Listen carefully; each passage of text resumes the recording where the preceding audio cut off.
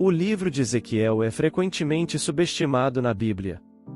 A época de Ezequiel foi marcada por momentos difíceis. Zedequias era o último rei fantoche de Judá, com autoridade limitada em Jerusalém e um pequeno exército.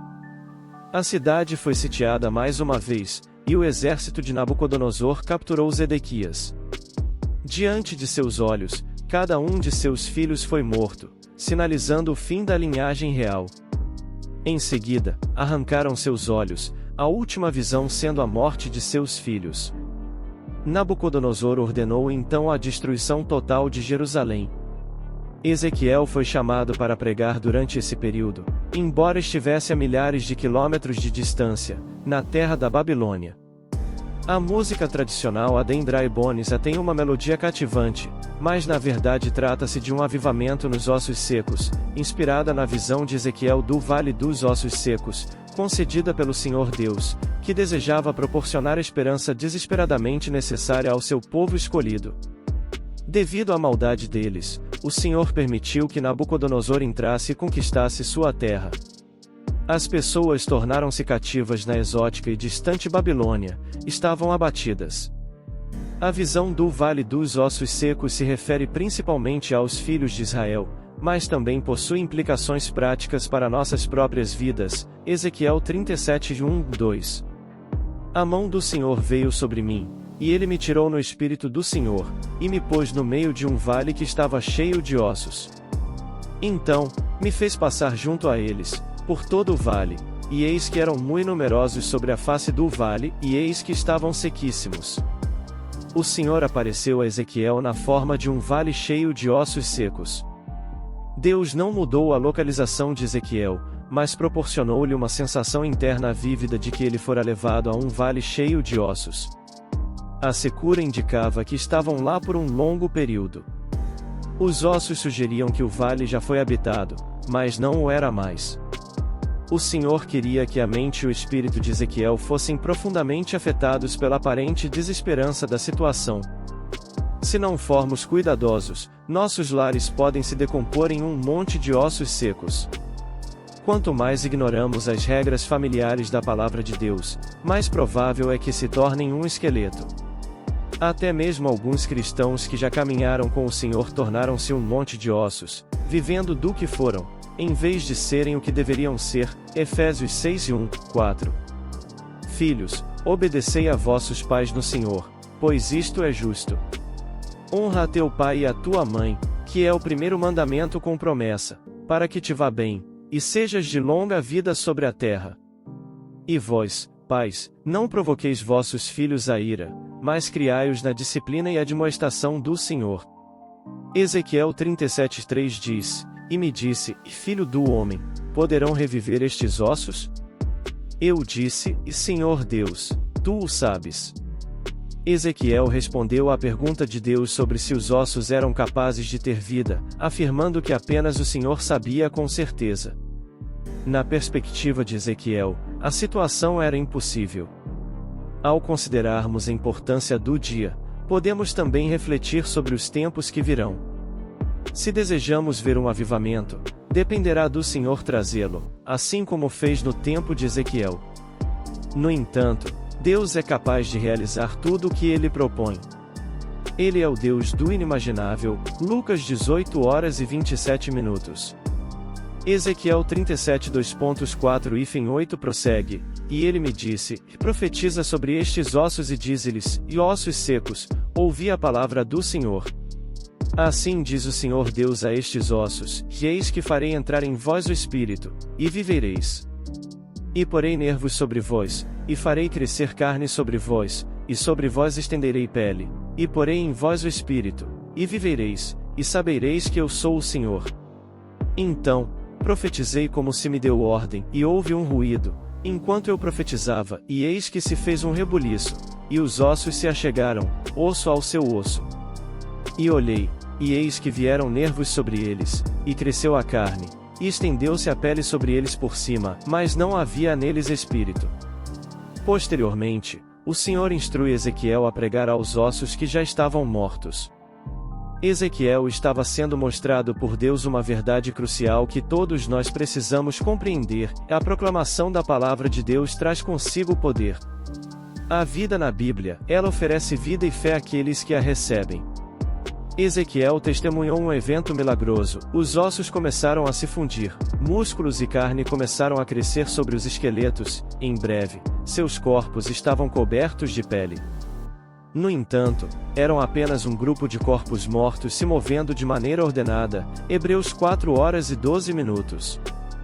Pois a palavra de Deus é viva e poderosa, mais afiada do que qualquer espada de 2 gumes, penetrando até a divisão de alma e espírito, juntas e medulas, discernindo os pensamentos e intenções do coração. Romanos, capítulo 10, versículo 17, e assim, a fé vem por ouvir, e ouvir pela palavra de Deus. Ezequiel, capítulo 37, versículo 9. Ele também me disse: profetize ao vento, profetize, filho do homem, e diga ao vento, e assim diz o Senhor Deus: venha dos 4 ventos, ó vento, e sopre sobre esta terra para que vivam. Alguns acreditam que a obra de Deus se realiza por meio da organização, algo que não deve ser subestimado, pois até mesmo nossos corpos são organizados. Uma igreja pode ter seus assuntos em ordem, mas se não tiver vida, será apenas um corpo sem vida. Ezequiel recebeu de Deus a instrução de pregar ao vento. A palavra ventos é derivada da palavra hebraica ruach, que pode significar vento, respiração ou espírito. Ezequiel estava descobrindo que tudo o que as pessoas realizam é em vão, a menos que o Espírito Santo esteja presente. A presença da divina respiração de vida em nossa existência é necessária da mesma forma que foi para Adão. Uma pessoa nasce do Espírito quando nasce de novo. Deus deve infundir vida espiritual em nossos corações. Ezequiel testemunhou uma tremenda demonstração de vitalidade quando o exército se pôs de pé. Gênesis, capítulo 2, versículo 7. Então o Senhor Deus formou o homem do pó da terra e soprou em suas narinas o fôlego de vida, e o homem se tornou um ser vivente. João, capítulo 3, versículos 5 a 8. Jesus respondeu: e em verdade, te digo que, se alguém não nascer da água e do Espírito, não pode entrar no reino de Deus. O que é nascido da carne é carne, e o que é nascido do Espírito é Espírito. Não te maravilhes de eu te dizer: é necessário nascer de novo. O vento sopra onde quer, ouves a sua voz, mas não sabes de onde vem, nem para onde vai. Assim é todo aquele que é nascido do Espírito. Ezequiel, capítulo 37, versículo 10. E então profetizei, conforme ele me ordenou, e o fôlego entrou neles, e viveram, e se puseram de pé, um exército imenso. Ezequiel, capítulo 37, versículos 11 a 13. Ele me disse: filho do homem, estes ossos são toda a nação de Israel. Eis que dizem: os nossos ossos se secaram, e pereceu a nossa esperança, nós mesmos estamos cortados. Portanto, profetiza, e dize-lhes: e assim diz o Senhor Deus, e eis que eu abrirei os vossos sepulcros, e vos farei subir das vossas sepulturas, ó povo meu, e vos levarei à terra de Israel. Então sabereis que eu sou o Senhor, quando eu abrir os vossos sepulcros, e vos fizer subir das vossas sepulturas, ó povo meu. E porei em vós o meu espírito, e vivereis, e vos porei na vossa terra, e sabereis que eu, o Senhor, disse isto, e o fiz, diz o Senhor. Deus concluiu a visão para ele, já que Ezequiel não responderia, e então lhe disse o significado. Como ele ressuscitaria os ossos desarticulados de Israel, que haviam perdido toda a vitalidade? Palavra e Espírito seriam os meios pelos quais ele realizaria esse objetivo. Foi revelado a Ezequiel que ele deveria profetizar a respeito desses ossos, e ele foi instruído a dizer-lhes: ossos secos, ouvi a palavra do Senhor. Então, conforme Ezequiel obedecia, Deus permitia que os ossos começassem a se unir, enquanto tendões, carne e pele lhes davam sua forma original novamente. No entanto, a palavra teve que ser seguida pela infusão do Espírito para que esses corpos recebessem o fôlego e ganhassem vida, o que é um exemplo clássico de avivamento. A revitalização espiritual da Igreja de Deus nos dias modernos é alcançada pela palavra e pelo Espírito. Quando um desses elementos está ausente, o povo de Deus não pode ter uma experiência significativa da presença de Deus entre eles.